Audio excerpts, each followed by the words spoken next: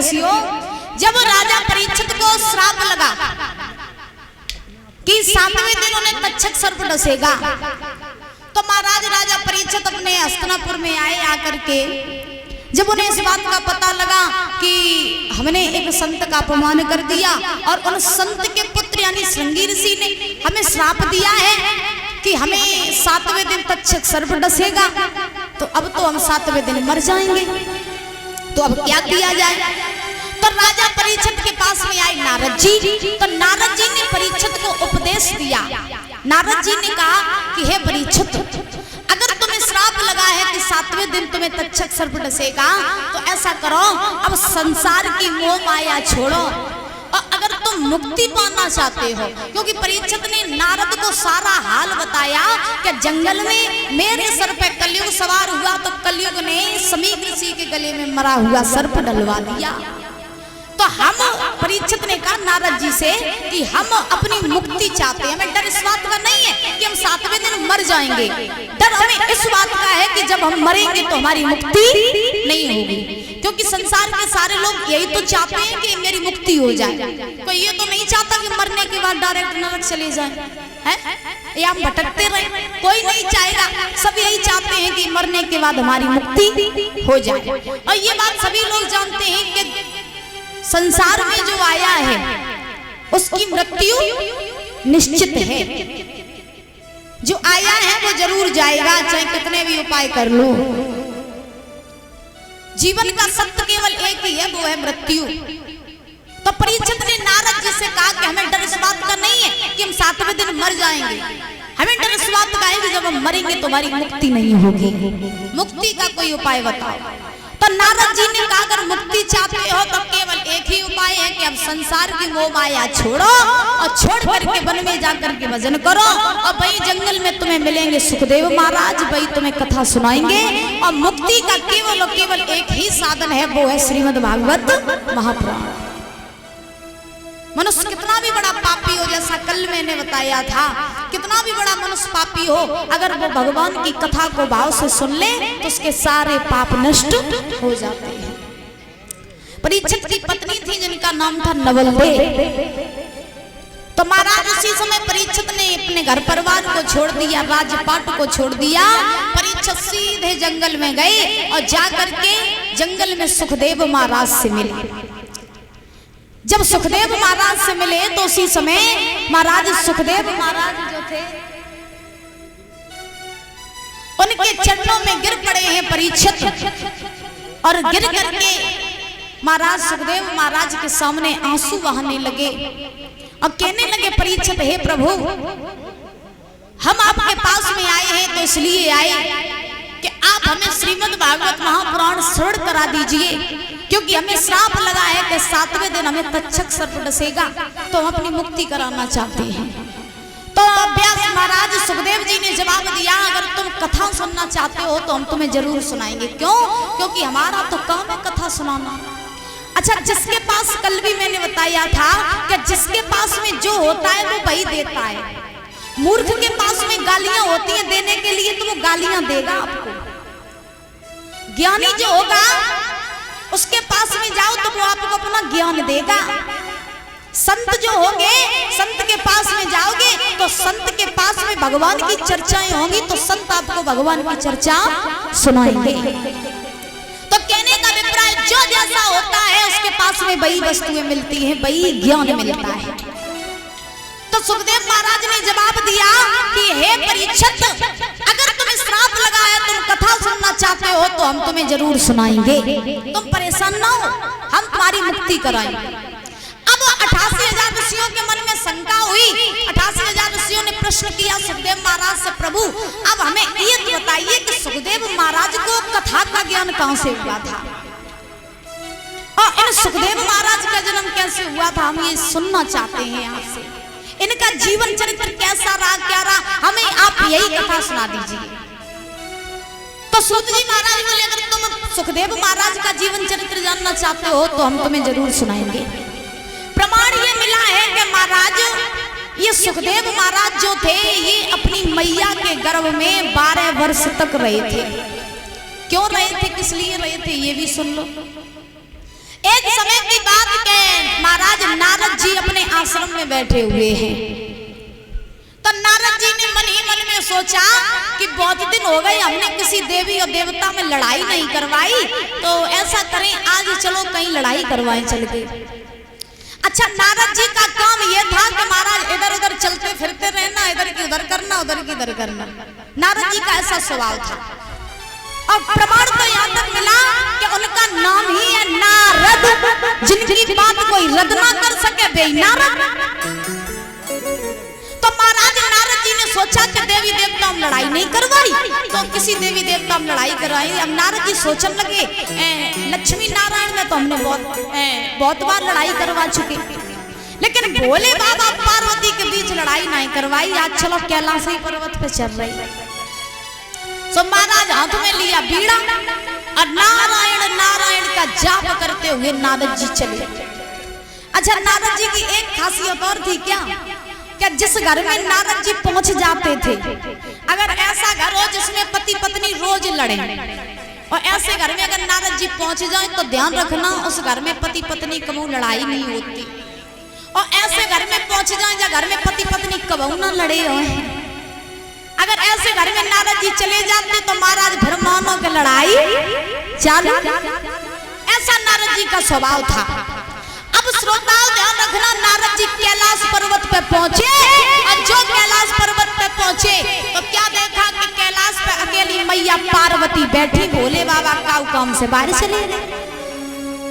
पार्वती ने नारद जी को आता हुआ देखा, सुंदर सा आसन लगा दिया, नारद जी को बैठा लिया। अब पार्वती कहने लगी, कौ लाला नारद, आज कैलाश की का रास्ता भटक गए, बड़े दिनों बाद तुम आए, क्या बात है? तो नारद जी बोले, दिनों बाद क्या मैया, बस इधर से गुजर रहे थे, सोचा आपके भोले बाबा के हालचाल लेते चले, तो बस हालचाल लेने के लिए आ गए। तो उसी समय महाराज पार्वती ने बैठाला नारद जी को, बड़ा आनंद से पानी वानी पिलाया, खूब खातिरदारी करी। अब नारद जी के मन में विचार आया, चलो अपनी बात हम कहें। तो नारद जी ने पार्वती से कही, मैया जब बताओ भोले बाबा कहाँ गए? पार्वती बोली, कछु नहीं ललावे, कछु देर ने पहले ही निकल गए, न देर पहले तुम आए जाते तो तुम्हें मिल जाते, अबे तो कैलाश पे अकेले हम ही। तो नारद जी ने कही, चलो कोई बात नहीं, अगर तुम हो तो हमें तुमसे ही काम हो। पार्वती बोली, क्या काम था? तो नारद जी बोले, मैया हम ये जानना चाहते हैं, एक बात पूछे तो बुरो तो नहीं माने हो? पार्वती बोली, पूछो लल्ला, बुरो नहीं मानी, क्या बात है, पूछो ना। नारद बोले, हम ये पूछना चाहते हैं कि आप हमें बताओ कि भोले बाबा आपसे कितना प्रेम करते? तो पार्वती बोली, नारद जी कोई पूछवे वाली बात है, अरे तुम्हें नहीं पता भोले बाबा हमसे इतना प्रेम करते, इतना प्रेम करते कि भोले बाबा अगर कोई काम करके आए, छोटो या बड़ो, सबसे पहले भोले बाबा हमें ही बताते, इतना प्रेम करते। अरे हमसे तो भोले बाबा कोई बात नहीं छुपाते। तो नारद जी बोले, मैया तुम सही कह रही हो? तो पार्वती बोली, बिल्कुल लाला, बिल्कुल सही कह रहे, भोले बाबा हमें इतना प्रेम करते कि हमसे कोई बात नहीं छिपाते। नारद जी बोले, मैया तुम झूठी कह रही हो। पार्वती बोले, झूठी काहे की कही है, फिर हमें झूठ बोल के क्या मिले? और सही बात तो यही है दादा कि पति पत्नी का जो संबंध होता है ना, वो ऐसा संबंध होना चाहिए जैसे गाड़ी के पहिए होते हैं। अगर गाड़ी को एक पहिया पंचर कर दो जाए और आपसे कहा जाए कि गाड़ी को लेके जाओ सगुआबाद पहुंचाए दो पंचर गाड़ी को, तो पहुंचा दियो? नहीं पहुंचा पाओगे। उसी प्रकार से अगर घर में पति अच्छा है और पत्नी अच्छी नहीं है तो गृहस्थी नहीं चल सकती। और महाराज अगर पत्नी अच्छी है और पति शराबी कबाड़ी जुआरी है तो गृहस्थी नहीं चल सकती। और पति पत्नी में घनिष्ठ संबंध होना चाहिए, ऐसा नहीं कि पत्नी कोनो दिमाग की पति कोनो दिमाग की, तो महाराज गृहस्थी नहीं चलती है। इसीलिए पति पत्नी के घर में अगर तालमेल अच्छे हैं तभी घर की गृहस्थी चल सकती है, और तालमेल अगर अच्छे नहीं है तो गृहस्थी नहीं चल सकती है। अगर आज के जमाने की बात करी जाए तो महाराज आज की सही बात तो ये है कि आजकल पति पत्नी के तालमेल नहीं मिल रही है। क्यों? क्योंकि आज की दुनिया झूठ की बुनियाद पे टिकी हुई है। कैसे? अगर महाराज लड़का है अंगूठा छाप, और अगर वह लड़का की शादी आई तो झूठी कह दे अरे मेरा लड़का है मेरे पास है, खूब खेती बाड़ी अच्छो बिजनेस कर रहा हो सब कुछ, लेकिन लड़का है अंगूठा छाप। और बिटिया को पढ़ी लिखी आई तो महाराज बिटिया जब साथ रहे तभी तो जाने कि माऊ पति का करते, तो फिर ऐसे तालमेल मिलेंगे? नहीं मिलेंगे। जब तक लड़का लड़के की जोड़ी सही सलामत न मिल जाए, जब तक लड़की के लायक लड़का ना हो, तब तक महाराज शादी करना भी बेकार है। इसीलिए सबसे पहले लड़की और लड़के के तालमेल मिला लो, उसके बाद शादी करो, ना तो फिर पता लगे कि लड़की है बीए पास, लड़का अंगूठा छाप। बोली गोविंद भगवान की। एक समय की हम आपको बात बताएं कि दृष्टांत याद आ गया, चलो बताते चले कि एक बार महाराज एक गांव में एक लड़का रहता था, ध्यान से सुन लेना। एक गांव में एक लड़का रहता था, तो महाराज वो लड़का जो रहे सो खेती बाड़ी करत। तो पहले के जमाने में बुजुर्गों, आप बुजुर्ग लोग जो बैठे हैं, आपके जमाने में दादा पहले किसान सुबह ही निकल जाते थे हल लेकर के, बैल लेकर के, और सारा दिन खेतों पर हल चलाते थे। परीक्षित महाराज आपने चलाया? कभी चलाया है? अब तो हल देखने को भी नहीं मिलते दादा। तो पहले के बुजुर्ग जो होते थे ना, वो सुबह हल और बैल लेकर के चले जाते थे, सारा दिन खेतों पर काम करते, और महाराज सुबह शाम को ही घर वापस लौट करके आते थे। तो एक गांव में एक लड़का था, नौजवान लड़का था, सुंदर भी था, खेतीबाड़ी ठीक ठाक थी, लेकिन पढ़ा लिखा नहीं था। तो महाराज ध्यान रखना, उस लड़के की शादी आने लगी, और जब लड़के की शादी आई तो एक लड़की रहे सो बड़ी होशियार रहे महाराज, खूब पढ़ी लिखी रहे, लेकिन लड़का अंगूठे ही छापा। तो अब देखत को सुंदर है, तो खेती बाड़ी ठीक ठाक थी, तो लोग जा जानते कि चलो बड़ो पढ़ो लिखो है। तो पर लड़का की महाराज शादी आई तो लड़की खूब होशियार रहे, तो बाई लड़की के संग शादी कर दी। यानी लड़के वाले ने ये कह दिया लड़की वालों से कि मेरो लड़का बहुत होशियार, तुम्हारी बिटिया काउ चीज के लिए दुखी नहीं रही है। सो महाराज लड़की के बाप ने वह लड़का के संग अपनी बिटिया की शादी कर दी। और जब वह लड़की की शादी में लड़का के संग भाई, तो महाराज लड़कियों ने जानी कि हाँ चलो लड़का तो ठीक ठाक है, सुंदर है, तो पढ़ो लिखो है, लेकिन लड़की जानती कि जो अंगूठा छापे। अब वो लड़का जो था वो दो भाई थे, और दोनों महाराज पढ़े लिखे नहीं थे। जब उस लड़के की शादी होकर के घर पे आई, तो महाराज 2-4 दिन तो लड़का खूब ठीक ठाक रहा, और बाकी दिन चल रहा वही अति के सवेरे उठो, हल कंधे पर रखा, बैल छोड़ के खेतन में पहुंच गो, शाम को घर आया। अब महाराज लड़की सोचने लगी हम तो मूड ही कटियो, हमारे पिता ने तो कही थी कि लड़का बहुत होशियार, लेकिन जो तो सवेरे हल और बैल लेके चलो जा तो शाम को ही घर है, जो तो अंगूठा छाप है कछु नहीं जानत। अब महाराज लड़की सोचने लगी कि चलो कोई नहीं, पिता ने शादी करी तो निभाओ तो परिये, क्योंकि पहले की लड़कियां जो होती थी ना महाराज, अगर लड़की के पिता जो होते थे वो चाहे लंगड़े को शादी कर दे चाहे लूले को कर दे, चाहे लड़का पढ़ा हो चाहे ना पढ़ा हो, लड़की को जिंदगी काटनी पड़ती थी। और आजकल की बात करो तो महाराज सभी लोग जानते हो, अगर पति नेको टेढ़ो मेढ़ो चलो तो तुरंत छोड़ के घरे बाजी आते। अब लड़की ने सोचा कि मेरा पति तो ये हल लेकर के जाता, बैल लेकर के जाता, सब दिन जो हल बैल चला तो, और शाम को ही घर लौट के आता, तब कोई बात नहीं, जैसो है जिंदगी तो कटाऊ ही पड़े। अब महाराज एक समय की बात के लड़की को जो देवर रहे, देवर सो लड़की अति पढ़ी लिखी महाराज, खूब शौकीली, अति शौकीन वाली।